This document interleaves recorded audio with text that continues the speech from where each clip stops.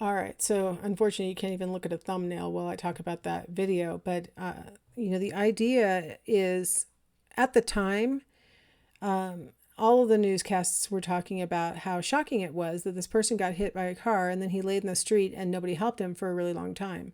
But unbeknownst to everybody who was talking about it at the time, there were like 40 individuals who called 911 right after that accident happened. Now, did anybody run out to the street and render first aid? No. But everybody called someone else who was competent and trained to come render first aid.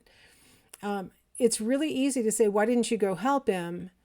But, all of those of us who are untrained in medical, I've had first aid training and CPR training, and that's it. And I tried not to go because I don't want to be responsible. Like, I did not go into medicine for a reason. And seeing things that I don't want to see is number one. Like, that's the number one reason.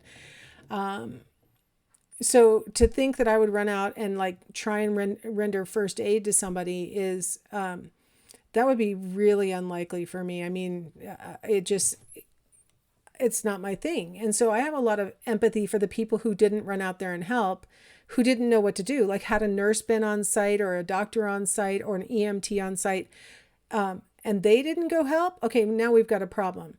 But the average bystander doesn't know what they might be walking up on.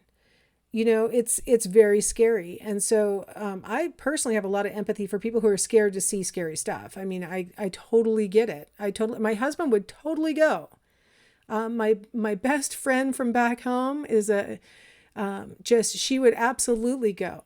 She would absolutely, if I was with her or I was with my husband, I'd be like complete awesome support staff. I would be awesome at that. I'm not looking at anything, but I will get you what you need. I will totally be your first lieutenant running around taking care of whatever else needs to be taken care of that doesn't involve me having to be helpful, like hands-on. But if I'm going to be the decision maker or I have to see something I don't want to see, I would be like, nope, call 911. I don't know what to do. I don't know what to do.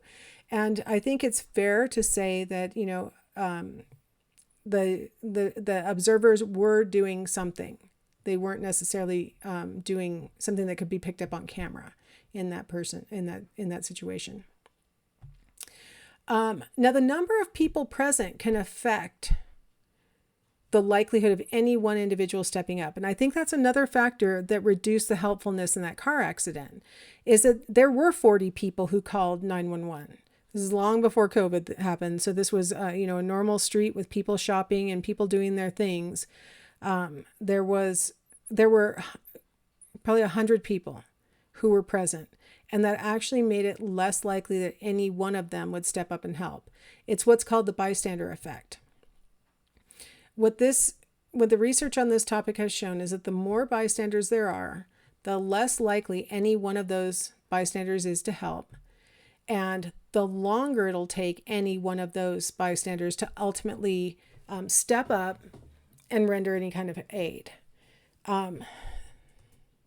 Why? One reason is what's called the diffusion of responsibility.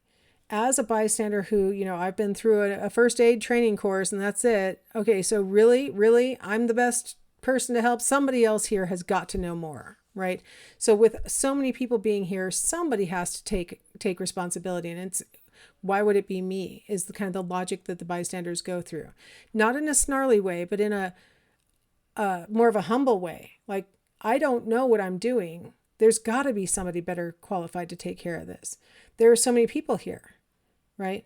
My husband used to ride his bike to work when we lived in Albuquerque, and he was right at the scene of this accident where somebody going straight on the road completely T-boned a person who turned left when there clearly wasn't time, and it caused the left-hand turner's car to roll, and one of the occupants was killed on the scene. And my husband was the first person there. In fact, he was riding his bike and glass and stuff from the accident popped his tires. So, I mean, he was like right there.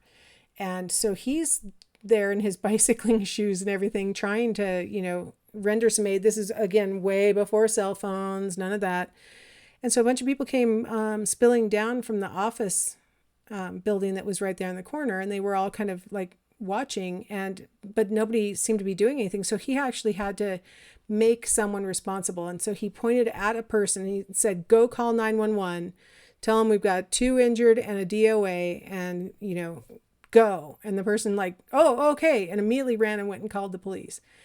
But had he not made somebody responsible, they would have all just been watching, because like somebody must have called 911 by now, right? I mean, look at all the people here. Somebody had to have called 911.